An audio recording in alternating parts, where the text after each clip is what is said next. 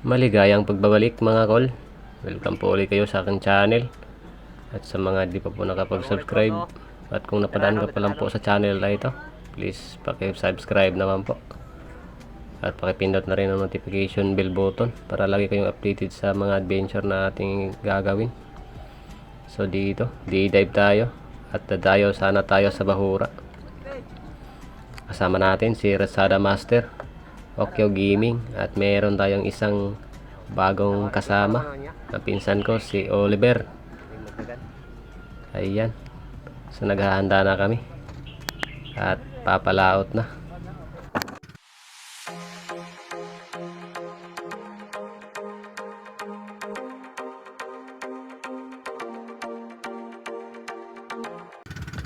At dito banda, nung magbiyahe na kami, may napansin kami sa dagat. Parang magalaw ang ilalim. Payapa naman ang ibabaw. Pero palagay namin may agos. Ayan. Habang papalapit na kami sa spot namin, mas lumakas yung galaw ng dagat. At nung pagdating na namin sa spot, nakalaglag kami ng angkla saglit, at doon na namin nalaman na napakalakas pala talaga ng agos. Kaya nag-decide ang grupo na bumalik na lang sa isla, at doon na lang muna magpalipas ng oras at antayin, baka huhupa itong agos na ito. So dito mga kol, samahan nyo kami kung anong mahuhuli or mapapana namin dito. Target namin dito sa isla mga balo, at sana makakita tayo ng mga balo dito ngayon. Sayang yung bahura na target natin, pero ayos lang, sa susunod na lang pag wala ng agos. So dito guys, malapit na tayo sa spot. Ayan, umikot tayo sa bandang likuran, at nang pagdating natin sa spot, may isang bangka dito. Marami silang nang lalambat, pero ayos lang dahil sa mababaw naman sila, kaya hindi maistorbo nila ang parting malalim. Ayan, nagpe-prepare na din tayo na makapag-dive na. Tayo na lang yung naiwan sa bangka. Ang ginagawa nating strategy dito dive sa malalim na parte, tapos lipat naman sa mababaw, dahil hinahanap natin kung saan banda pupwesto yung mga balo-balo. Sabi kasi dati ni Razada Master, dami daw siyang nahuhuli dito, kaya susubukan natin sa dive na ito. Baka masalubong din natin or makita din natin yung mga grupo ng mga balo na yun.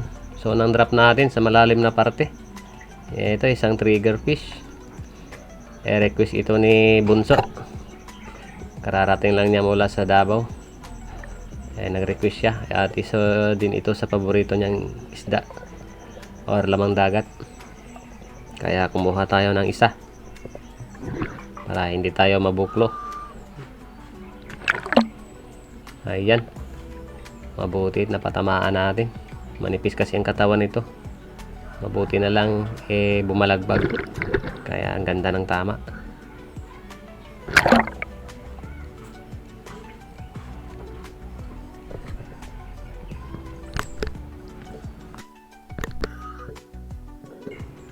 At dito naman sa dive natin ito, may nakita tayong isang lapu-lapu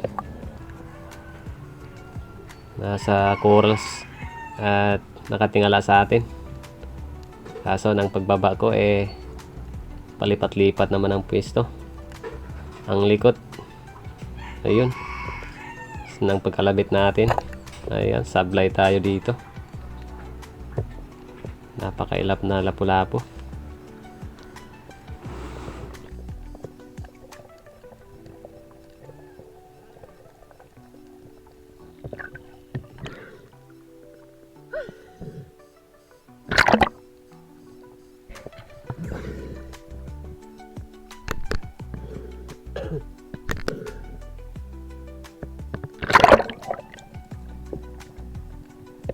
So ayan, nasa malalim na parte pa rin tayo sumisisid. May nakita tayong isang lapu-lapu na naman. Kaya binaba ko siya at sinubukang asintahin. Kaso ganun pa rin. Palipat-lipat ng pwesto. Ayun, napakailap ang likod. Kaya hindi ko na lang kinalabitan. Hindi ko na lang pinilit.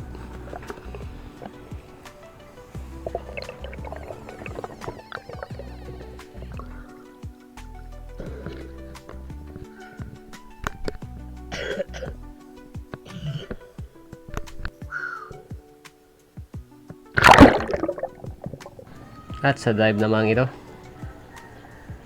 isang labahita naman yung target natin. Doon siya sa may bandang baba.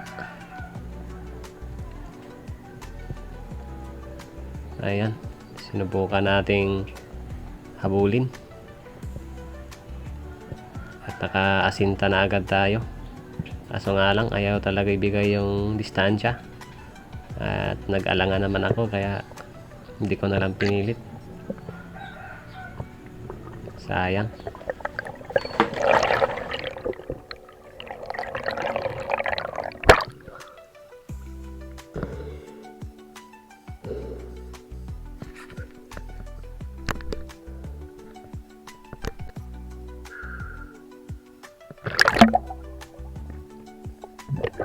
So dito guys, ang daming banak at ang lalaki.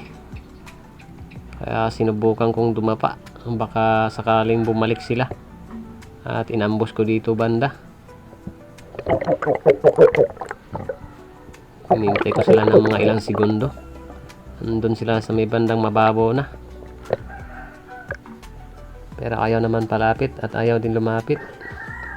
Kaya wala tayong nagawa. At hindi na natin nakita. Sayang. Ang lalaki pa naman sana ng mga banak na yun. Kahit isang peraso lang sana. So dito may nakita tayong biglang pumasok na pakol sa butas. Tumagos naman yung nguso niya sa kabilang side ng butas. Kaya doon ko pinana. Kaso nga lang, ang pagpalabas mahirap. Kaya ang ginawa ko binasag ko ng konti yung butas na pinagtaguan niya. Ayan.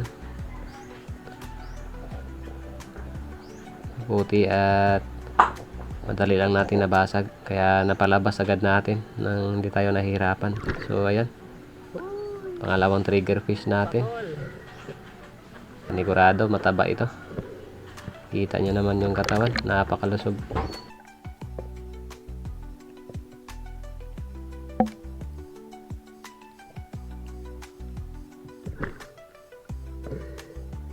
Ayos.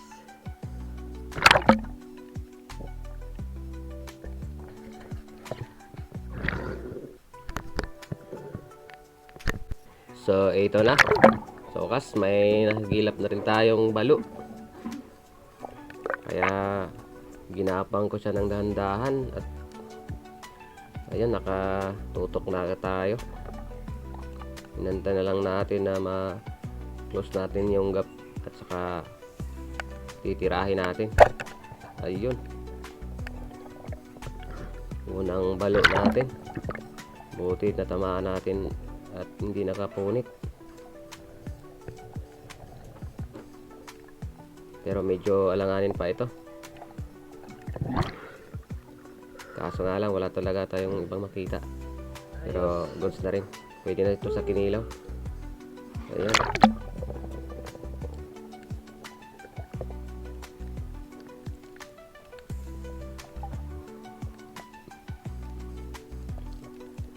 Unang balo natin sa dive na ito.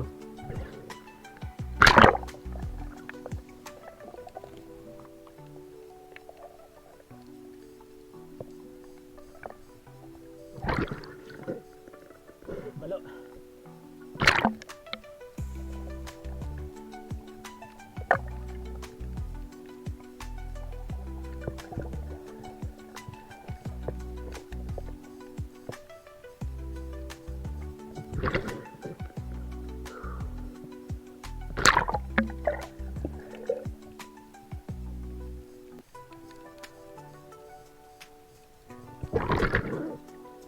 pangkilaw na, pangkilaw, pangkilaw.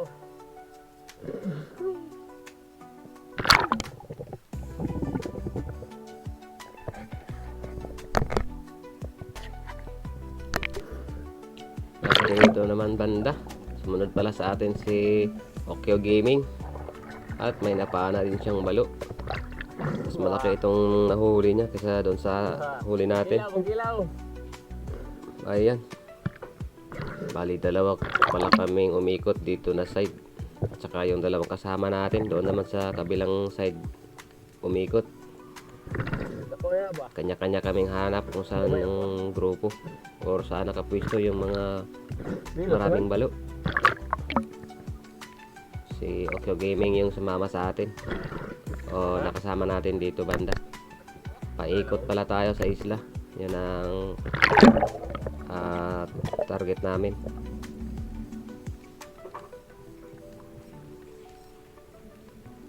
So dito naman may nakita ulit tayong isang pang balo, tsaka ayan, ginapang ulit natin at nang maklose na natin ang gap.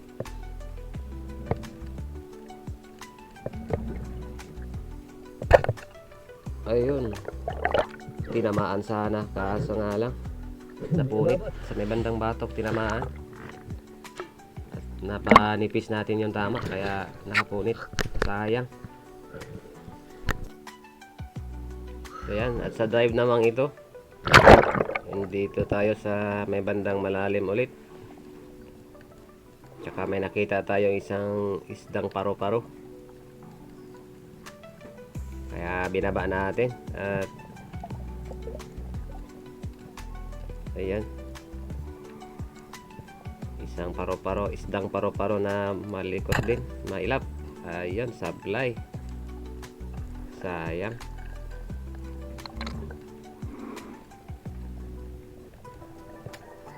Mahirap kasi patamaan ng mga isdang maninipis, malaki yung bala ng pana natin, kaya tsambahan kung makapatama.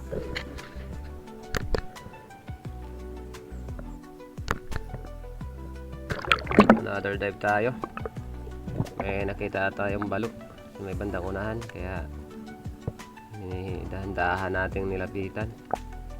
Ganun pa rin ang strategy, tapa muna tapos gapang hanggang sa maklose mo yung gap, at yun, sa pulsa na.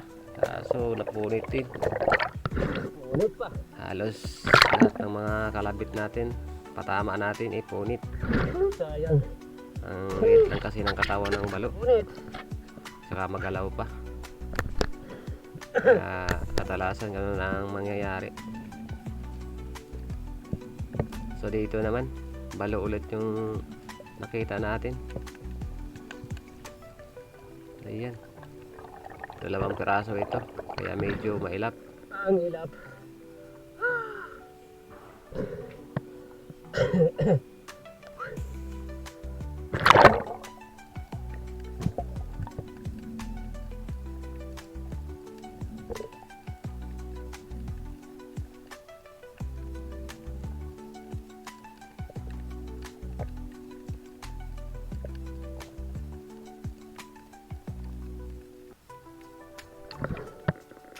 Wala na.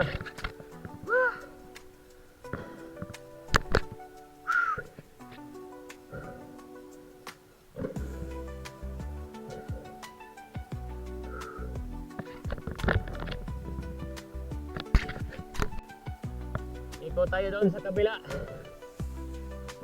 Wala masyadong balo doon. Susubukan natin dito mga idol. Ayan, kasama natin isa na una.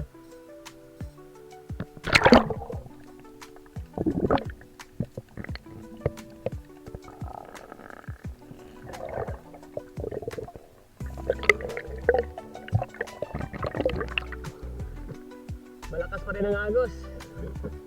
Sayang, doon sana tayo sa bahura na yun, no? Pero parang hindi kakayanin, kaya di na namin pinilit.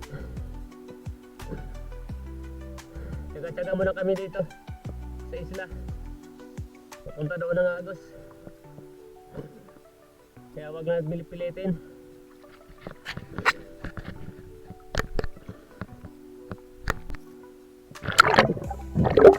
Ayan, dito na nga tayo sa kabilang side na ng isla. Hindi ramdam ang agos dito kasi medyo tago ito. Ayan, unang target natin. Sapol agad tayo ng balo. Medyo maamo dito banda kaya naghahanap pa tayo. Baka nandito lang sila nagtatago. Ayan. Or nandito lang sila nakapwesto. Mabuti pa dito banda, maamo. Maraming salamat nga pala sa ating mga silent viewers dyan at viewers. At siyempre lalong-lalo na sa ating mga solid supporters at mga bagong subscribers na din. Maraming salamat sa inyo po sa inyong walang sawang suporta, panonood sa mga adventure natin ginagawa, mapa-araw man o mapa-gabi na pamamana. Ayan, maraming salamat sa inyo mga bossing. So ayan, next target natin nasa may bandang mababaw pa din, grupo ng mga balo.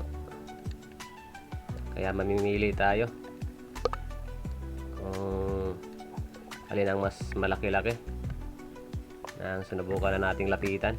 Ayan, kumaripas naman. May isang lumayo. Yan ang hinabol natin. Kaso ayaw ibigay yung distansya.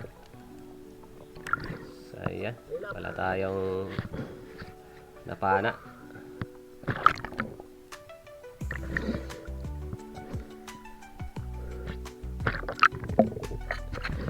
Balikan natin.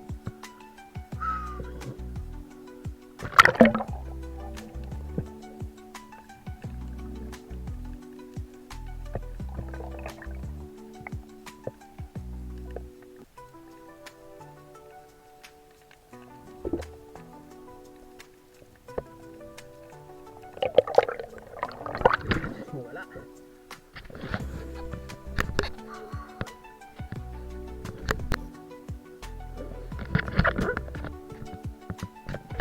Another target tayo. Andun pa din sila sa mababaw nakapwesto. Kaso nga lang, ganito talagang mangyayari pag grupo yung balo. Mahilap. Pero pag nagsusulo lang, yun ang maamo.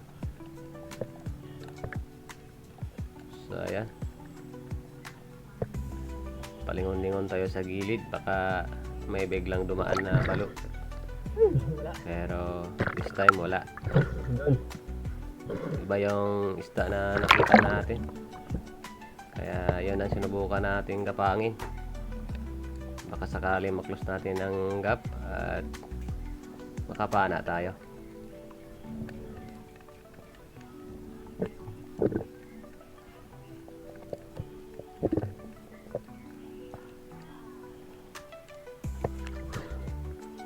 Pero ganun pa rin ang nangyari. Kumaripas pa rin. Ang hilap. Medyo mailap na kasi ang mga isda dito sa isla. Kasi nga pag katulad nito maagos yung ibang mga isda or mamamana or nang lalambat, dito na sila pumupunta pag masama or maagos yung dagat or maalon. Yun. Kaya bugbog sarado na itong isla na ito. Maliban lang kung nasa 10 di pa yung kaya mong sisirin. Andun sa malalim, medyo maamo-amo pa doon konti ang mga isda kaysa dito sa mababaw. Ayan, isang paro-paro ulit na isda. Supply ulit tayo. Wala na kasi tayong ibang makita ng target, kaya yun ang tinira natin. Sumablay naman. Kaya ayos lang. Next time.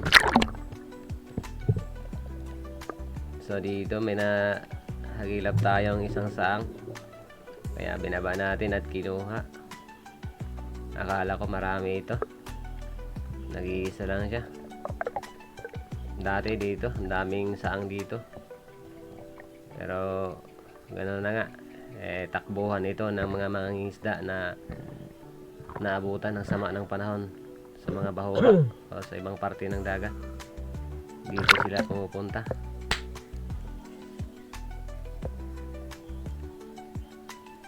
Kinuha na pala natin itong saang na ito. Ayos na rin ito pang dagdag. Kahit isang piraso lang nito, pwede nang ulam sa akin. Kasauna-unahan lang ng konti. Iba naman yung nakita natin. Isang taklobo. Ayan o. Maamo na taklobo. Yung hinawakan ko siya at sinundot-sundot. Ayaw magsara. Kaya ibig sabihin maamo ang clams na ito. Masarap sa kinilaw yan. Kaya kukunin natin. At yan ang iuulam natin mamaya sa tanghalian. Nandito na tayo sa harap ng isla. Hindi pa rin humupa yung agos kahit dito sa mababaw na parte. Ayan. Napakalakas pa rin ang agos. So pagkatapos dito nakapag-dive tayo paikot doon sa bangka at nakadalawang piraso lang tayo. Bali 4 lahat yung huli natin na balo saka yung 2 trigger fish. At ayan, umakyat na ako sa bangka at nagugutom na rin kaya maghahanda muna kami ng kinilaw na balo para sa uulamin namin.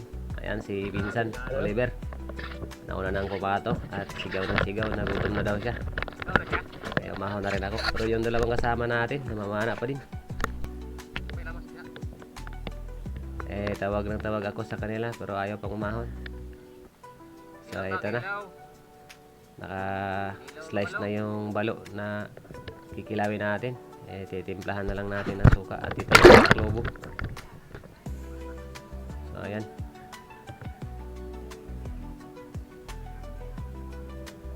Nagre-reklamo na yung kasama natin. Gutom na daw siya. Paano pa kaya tayo? So ayan guys. Kain muna tayo. At shout out natin.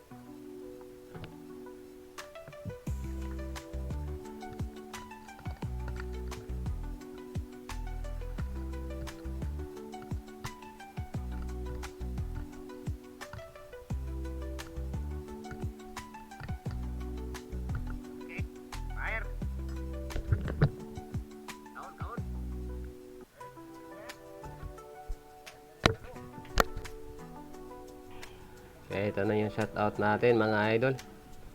Shoutout kay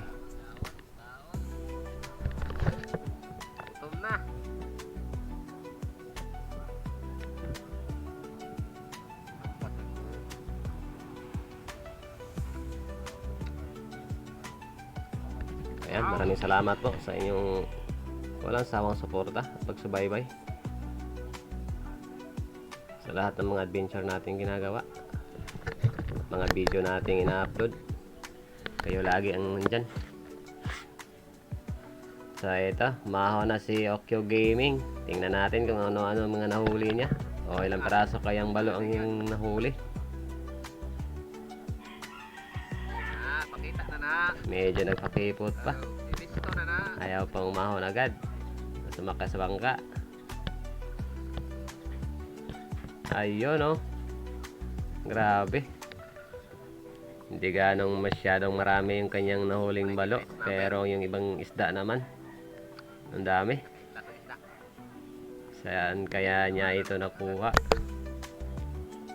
Hindi na kasi tayo sumama sa kanya doon sa dulo ng isla. Kaya hindi natin nakita yung mga natatarget niya doon. Maraming labahita sa huli niya mga kol. So bibilangin natin kung ilang piraso yung balo na kanyang nahuli.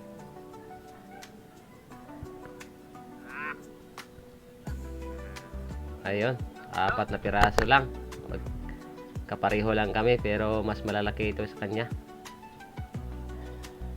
Ayan, pero marami siyang ibang klaseng isda. Tayo 10 piraso lang yata lahat yung huli natin.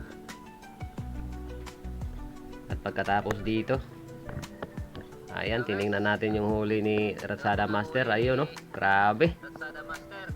Parang nilalambat niya yung mga balo.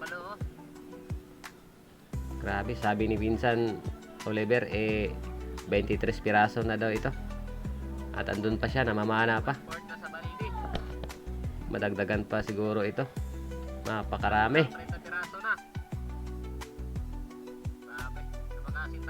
So ayan, pagkatapos dito, hinanta na lang namin na umahon si Ratsada Master at uuwi na. So ayun na nga, andito na kami sa tabi. Grabe, hinaharvest na yung mga balo doon sa isla. Napakamamaw talaga ng pulso ng batang ito. Ayun, oh. So yan mga kol, maraming salamat. Hanggang dito lang muna yung video natin. At sana abangan nyo sa susunod. Ingat-ingat po tayo palagi at God bless.